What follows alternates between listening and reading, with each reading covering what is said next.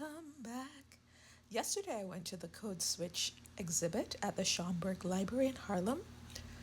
And code switch is, in its formal definition, is to move from one language to the next. So sometimes you hear me moving from English to a slight patois.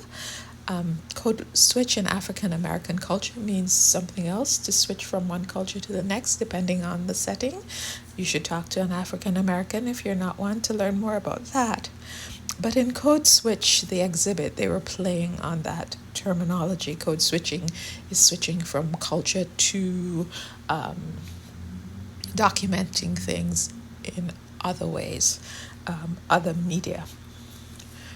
So the topic that I really want to talk about is Black excellence, because that's what the exhibit triggered in me. One of the things I loved about the exhibit is that it began with a seemingly ordinary artist, an enslaved potter called David, who was given the last name of his enslavers, Drake. So his name would be David Drake. But he was commonly known as David the Potter. And what he did, he would hand make ceramic storage vessels and with an alkaline glaze. David lived most of his life in Edgefield, South Carolina, which was referred to as the Clay Belt, some crossroads of clay, sorry. Many things stood out to me about David. As a potter of storage ceramics, he was practicing a trade that on the continent of Africa only women practiced. David was born in the US, however, and he was influenced by European male potters. This just brings up a theme that I'm not going to stick with, that how gender is prescribed in different areas based on the geography, because over in Africa only women could make that kind of pottery. Here in Europe and here in America, men did it. So I'll talk about gender some other time, but now we're looking at David's pottery.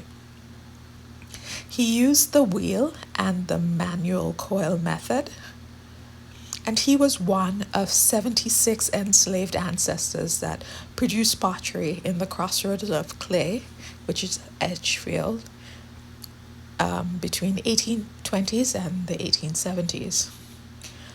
Drake was literate, that means he could read and write, and he marked his poetry with lyrical poetry, phrases, his pottery with lyrical poetry, phrases, and he often put the date on it. So some of those you'll see the date on it, his name or initials.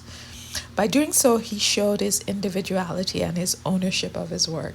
So there he was being used as a tool of enslavement, and he decided, no, that's how you view me. How I view myself is that I'm a creator of things.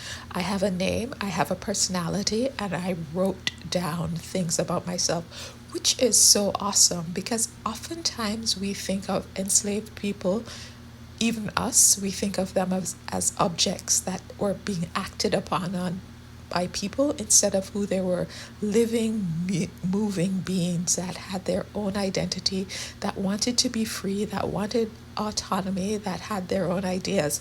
So I just love that for him, that he was able to do that. So back to Black excellence. It's always been, since the end of slavery, a desire to point out that there's a talented tent, or there's a portion of Black people that are Black excellence, but the rest of the people are just ordinary. But I'd like to argue something different. I'd like to say that if you are a descendant of enslaved peoples in the diaspora, you have survived, and your very existence is Black excellence. And I think those who try to make those quota of making a select group who are excellent and the other people as not being excellent, that they're trying to fulfill a need inside for self-esteem at the expense of the community. Like, I am great and I am the exemplar and the other people are ordinary. And for me, self-esteem, or not even for me, but in real psychology and self work, you cannot gain self esteem at the expense of other people. The self is the important thing. You just have to love yourself and think of yourself as being good and worthy with no regard to what other people are doing.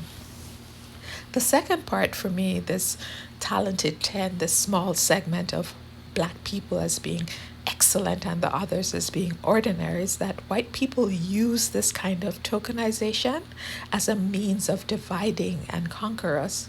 And those who believe in those kinds of things become tokens to be used up by them against the rest of us.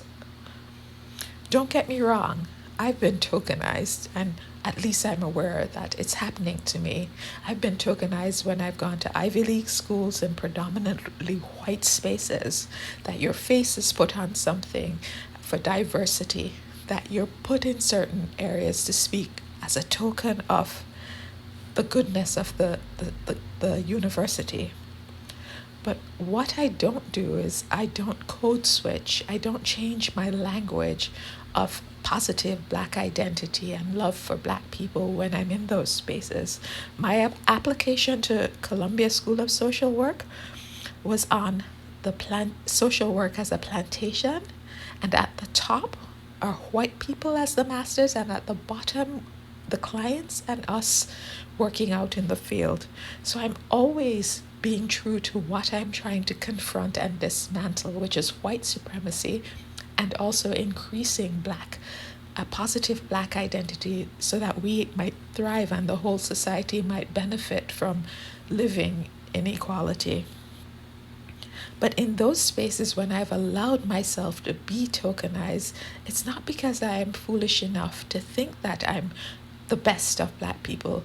I'm from Jamaica, and I'm totally aware that there's 100 more people like me there that had they been given the same opportunities I had, might have done better than I did.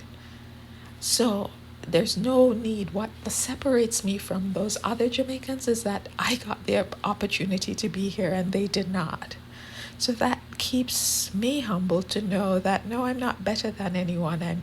I have better opportunities. And as a result of getting better opportunities, I have more responsibilities to my community to benefit them. So I allow myself to be tokenized in order to get training that I can then bring to my community. One of the things for me about the study of history is that it humbles you. So I was walking around and I saw this exhibit, and it was from W.E. Du Bois, a sociologist, and I hope you know W.E. Du Bois. And I saw him back then doing a similar thing to what I'm doing now. And he was trying to curate and disseminate proof of a long history of a positive black identity. So I saw him creating statistical graphs and charts to simplify his findings. So if I deluded myself into thinking I am so innovative and unique instead of what I actually am, walking in the spirit of the ancestors and taking the baton from them and running my leg of the race, then I would have deluded myself. I'm swimming in the wave of black excellence. I'm not superior to anyone. We're all in this together, each of us playing our own little part in this whole big wave of black excellence. So you don't need to have a college degree at all, or a college degree from a historical black university or from an Ivy League school.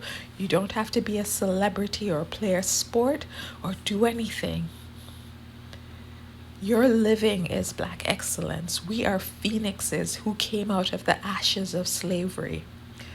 So it's our job to embody our black excellence, to rest in our black excellence, to love in our black excellence.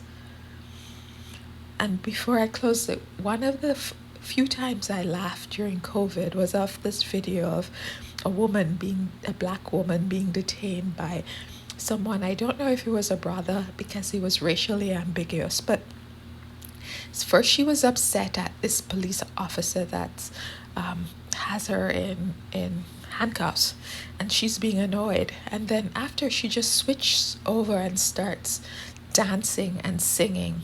You're about to lose your job for detaining me for no reason.